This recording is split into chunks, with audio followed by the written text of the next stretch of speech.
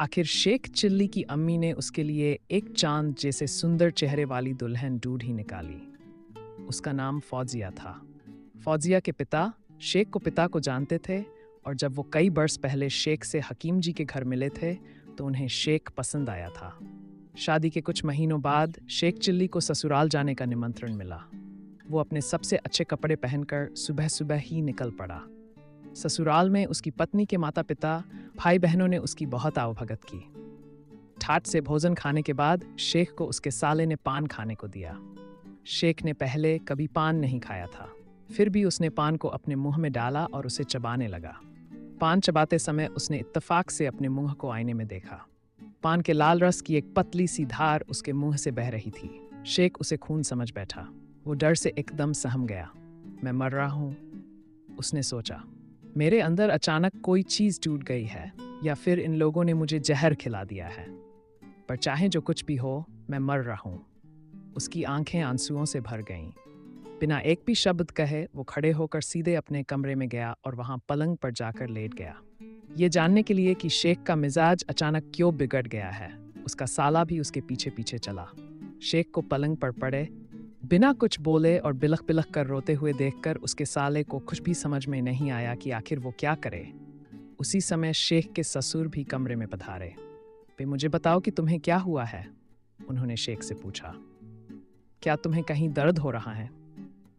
अब्बू, मैं मर रहा हूं, शेख ने ऐलान किया। मेरा खून मेरे मुंह से रिस रिस कर बाहर निकल रहा है। फिर उसने पान के लाल रस की ओर अपनी उंगली से इशारा किया। क्या बस इतनी सी बात है? ससुर ने अपनी हंसी को दबाते हुए पूछा। आप क्या इससे भी कुछ ज्यादा चाहते हैं? शेख ने नाराज होते हुए कहा। शेख के अचानक बीमार हो जाने के रहस्य का आखिर पर्दाफाश हुआ। पान के लालरस और खून के बीच में अंतर समझने के बाद शेख की सांस में सांस आई। उसके बाद वो पलंग पर से कूद कूद कर अपने साथ शहर के दर्शनीय स्थल देखने के लिए पैदल निकला। लौटने से पहले अंधेरा हो गया था। शेख पलंग पर लेटते ही गहरी नींद में सो गया। रात में एक मच्छर के भिनभिनाने से उसकी आंख खुली। शेख ने उसे मारने की बहुत कोशिश की मगर असफल रहा। अंत में उसने मच्छर को मारने के लिए अंधेरे में उसकी ओर अपनी चप्पल फेंकी। मच्छर का भिनभिनाना बंद करने के बाद शेख दोबारा सो गया, परंतु उसकी फेंकी हुई चप्पल सीधे छत से भरे एक छोटे बर्तन से जाकर टकराई थी। यह बर्तन छत की लकड़ी की बिल्ली से सीधे शेख के ऊपर लटका था।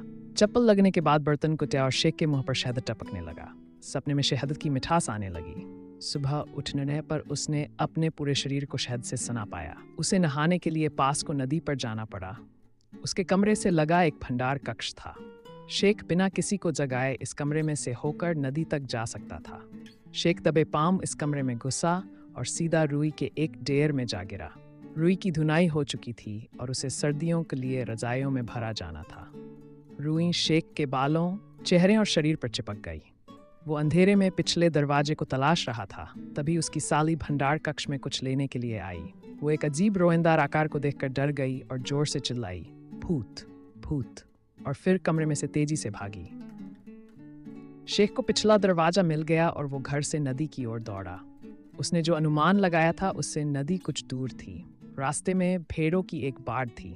शेख 2-4 मिनट सुस्ताने के लिए वहां बैठ गया। भेड़ों के शरीर की गर्मी से शेख को एक झपकी आ गई, लेकिन तभी उसे भेड़ों के बीच कोई चलता हुआ दिखाई दिया। वो एक चोर था। इससे पहले कि शेख कुछ करता, उस चोर ने शेख के ऊपर एक कंबल फेंका और फिर शेख को अपने कंधे पर उठाकर दौड़ने लगा। अरे, तुम ये क्या कर रहे हो? शेख ने खुद को छुड़ाते हुए गुस्से में कहा। मैं कोई भेड़ थोड़े ही हूँ, क्या बोलने वाला जानवर। चोर एकदम सहम गया।